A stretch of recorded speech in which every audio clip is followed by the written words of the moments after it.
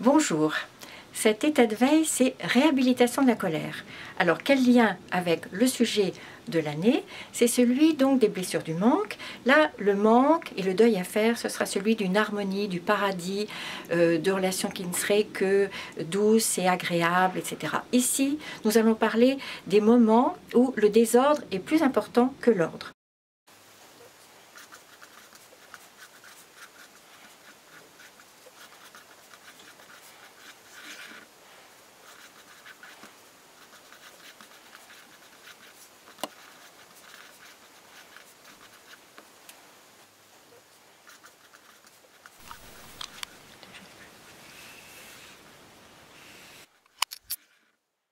Alors, réhabilitation de la colère parce qu'elle a très mauvaise réputation. Pourquoi? Souvent, simplement parce qu'elle est confondue avec d'autres comportements ou d'autres émotions ou d'autres malaises qui seraient l'hostilité, la rage, la décharge, le reproche, tous ces comportements qui ont plutôt à voir avec la violence et avec la manipulation.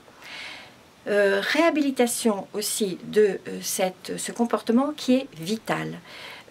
Notre énergie vitale est d'abord donc proportionnelle à notre capacité à accueillir cette vitalité, ce désordre et à en faire quelque chose qui exige une qualité de relation et qui exige aussi le respect des besoins. J'insiste sur le mot besoin parce que il y a deux expériences qui sont mitoyennes de celles de la colère et qui pourtant n'ont rien à voir. Et que je vais juste poser avant de les développer lors de la conférence. Quand je ne suis pas respectée dans mes besoins, j'éprouve de la colère. Et dans ce cas, cette expérience concerne aussi mon interlocuteur. Je peux en parler et restaurer quelque chose de cette qualité de relation.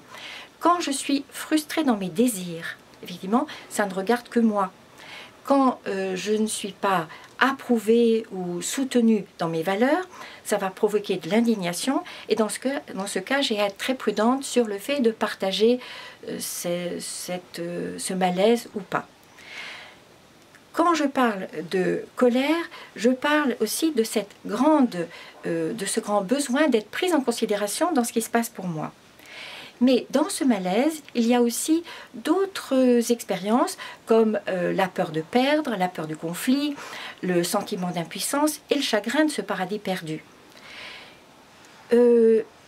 J'insiste beaucoup sur cette exigence que ça suppose et c'est la raison pour laquelle je vais distinguer 4 modalités de refus, 4 modalités pour dire non.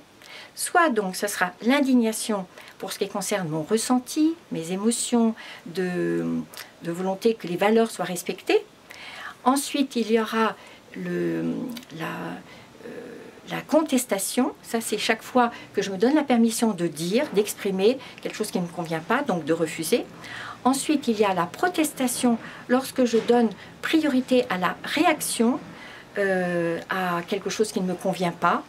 Et puis, dernier point sur lequel je vais aussi insister, qui serait la transgression. La transgression, c'est plus que la réaction, c'est l'action mise au service de quelque chose qui m'importe, mais qui tiendra compte, davantage que les autres, du principe de réalité.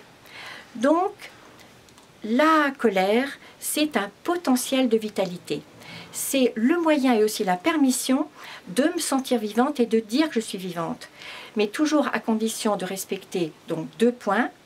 C'est accueillir tout ce désordre, ce que ça va provoquer de troubles, de malaise, de peur, mais aussi maîtriser l'expression de cette énergie vitale pour respecter bien sûr le principe, chacun, pour respecter les codes aussi et pour respecter quelque chose d'une vie sociale qui a à être prise en compte. Voilà. Bienvenue donc à cette réhabilitation de la colère et bien sûr je profite de ce premier état de veille de l'année pour renouveler l'expression de tous mes vœux de vitalité, de légitimité et de vie tout court, V majuscule.